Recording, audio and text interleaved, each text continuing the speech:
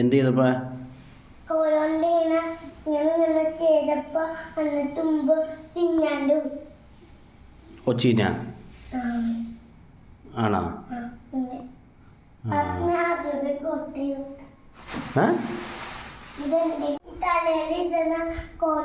തലയിൽ കൊറേ തന്നു, പിന്നെ കോട്ടൊക്കെ വച്ചിട്ടു. ആണോ?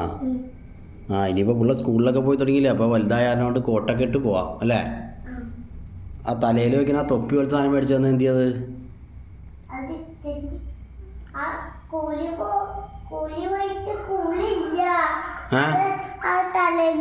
കൊറേ ഇട്ടോണ്ട് പോകും, പിന്നെ